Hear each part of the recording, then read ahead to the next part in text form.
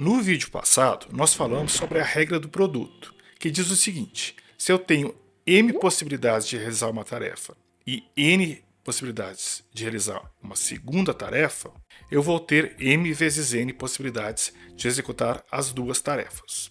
No vídeo de hoje, nós vamos falar sobre a regra da soma, que também é muito importante para a análise combinatória. E no vídeo de hoje, nós vamos falar não só sobre a regra da soma, como também vamos mostrar exemplos que misturam a regra da soma e a regra do produto. Então, para aprender sobre a regra da soma, continue no vídeo depois da vinheta. Meu nome é João Sarubi e eu sou professor de Matemática Discreta.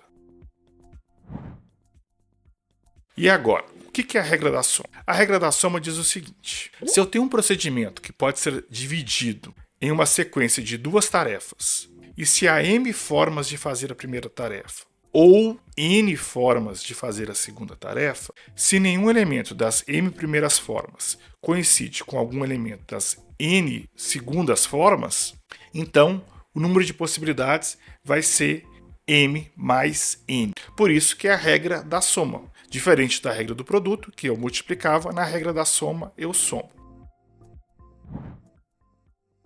E um ponto interessante aqui. Lembra que na regra do produto dizia o seguinte: se eu tenho m formas de fazer um e n formas de fazer o segundo, vai ser o produto? Na regra da soma, eu tenho m formas de fazer o primeiro ou n formas de fazer o segundo. Por quê? Porque na matemática, sempre que eu tenho e, dá o sentido de multiplicar.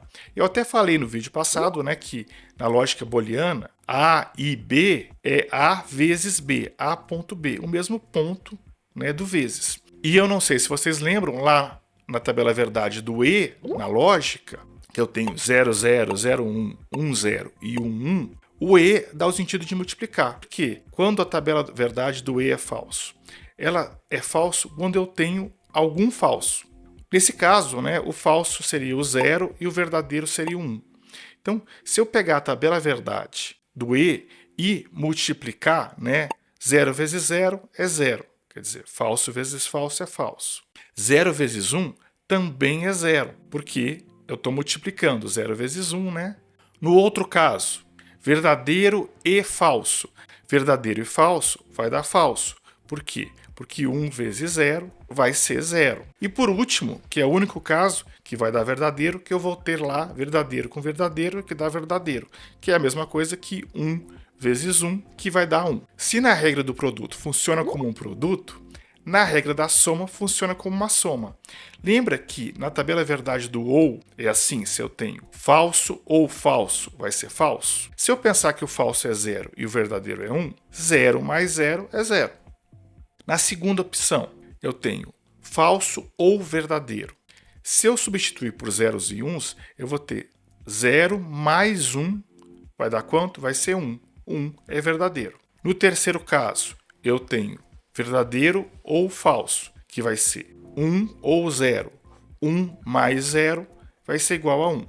E no último caso, eu tenho verdadeiro ou verdadeiro, que seria 1 mais 1, que nesse caso não pode dar 2, porque eu estou usando o binário, que vai dar 1.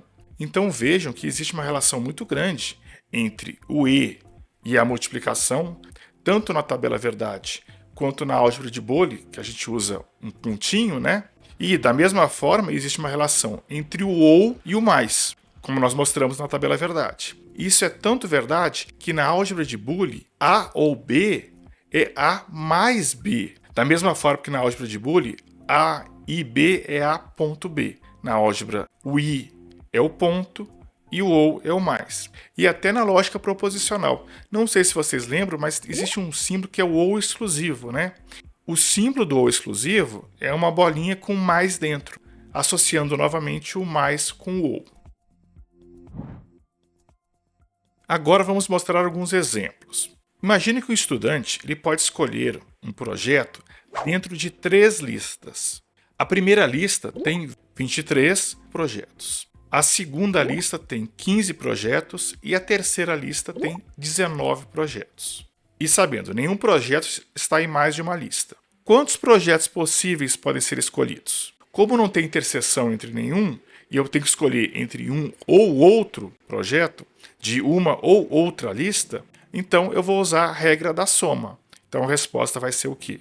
23 mais 15 mais 19, que dá 57. Se você está gostando desse vídeo, se está aprendendo sobre a regra da soma, não se esqueça de curtir o vídeo, se inscrever no canal e ativar o sininho para não perder nenhum vídeo. Agora vamos fazer um exercício que junta tanto a regra da soma quanto a regra do produto. Então suponha que numa versão de uma linguagem BASIC, o nome de uma variável vai ser uma sequência de 1 ou 2 caracteres alfanuméricos, quer dizer, pode ser letra ou número. Só que o nome da variável ele tem que começar com uma letra, ele não pode começar com um número. E além disso, nenhuma variável ela pode ser igual a uma das 5 palavras reservadas que estão associadas à linguagem. Quer dizer, tem 5 palavras, por exemplo, do, não pode usar if, também não pode usar if. Então, 5 palavras não podem ser usadas. Pergunto, quantos nomes de variáveis são possíveis nesse caso? Para responder essa pergunta, a gente vai ter que juntar a regra da soma e a regra do produto. O que eu tenho? A questão me diz que eu posso ter variáveis com uma ou 2 letras. E que elas não podem ser iguais às 5 variáveis lá que existem. Então, o número total de variáveis vai ser o quê?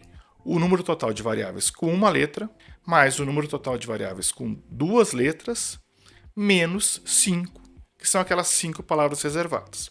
Quer dizer, nesse caso, eu estou utilizando a regra da soma. Eu estou somando as possibilidades de variáveis com um caractere, com uma letra, as possibilidades com 2 letras, mas estou tirando aquelas 5 que não podem existir. Mas aí eu pergunto, qual que é o número de possibilidades de variáveis que tem uma letra? A questão fala que nenhuma variável pode iniciar com números.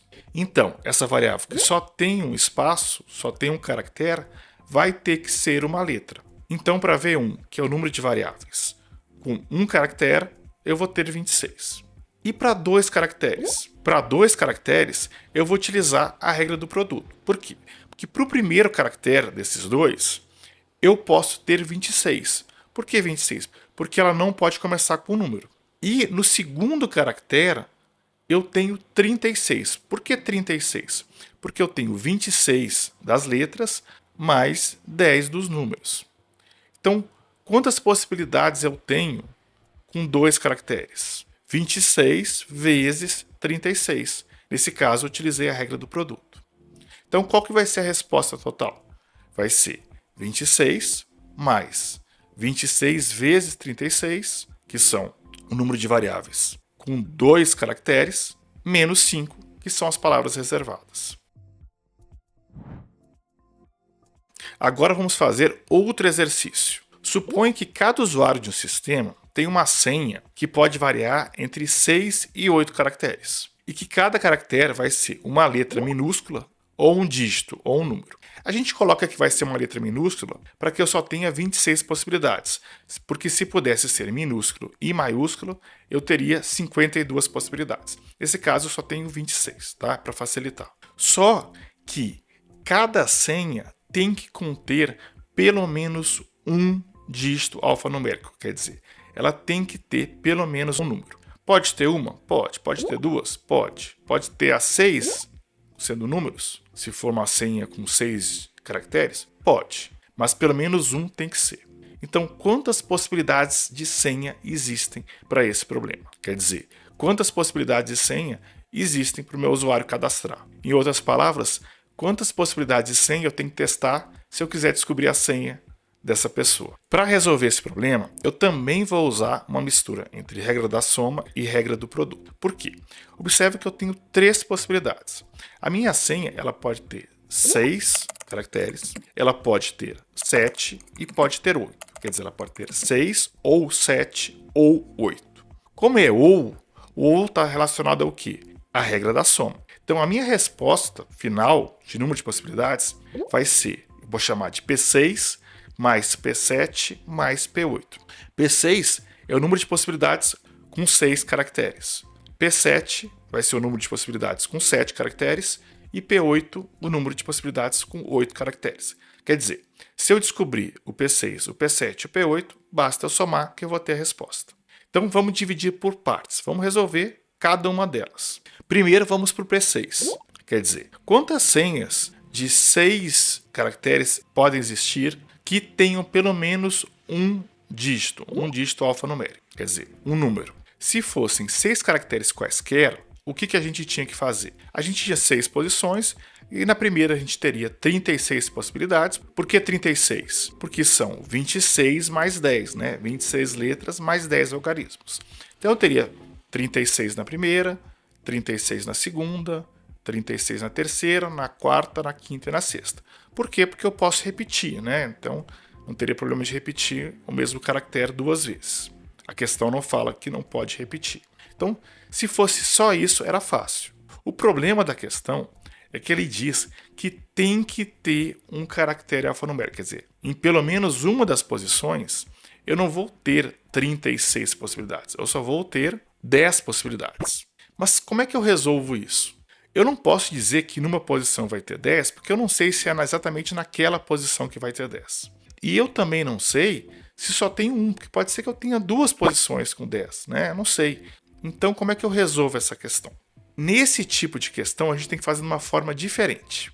Qual que é a regrinha? Qual que é o macete? A gente calcula todas as possibilidades, menos aquelas que não tem nem um número. Por quê? Porque se tem que ter um número, o que eu faço? Eu pego todo mundo e tiro aquelas que não tem nenhum. Tirando aquelas que não tem nenhum, vão ter todas as possibilidades que tem pelo menos um. Então, qual que vai ser a resposta? Para o P6, vai ser 36 elevado a 6. Por quê? Porque eu tenho 36 elevado a 6 possibilidades de tudo. É o meu conjunto todo. Menos 26 elevado a 6. O que é 26 elevado a 6?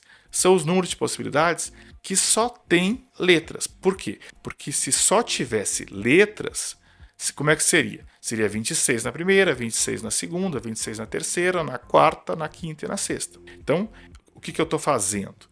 Eu estou pegando todas as possibilidades possíveis, menos aquelas que só tem letras. Então, a resposta vai ser 36 à sexta menos 26 à sexta. E vou seguir o mesmo raciocínio para o P7, que são as senhas que têm 7 caracteres.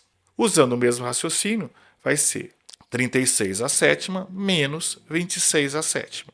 E para o P8, 36 à oitava menos 26 à oitava. E a resposta vai ser o quê? O P6 mais o P7 mais o P8.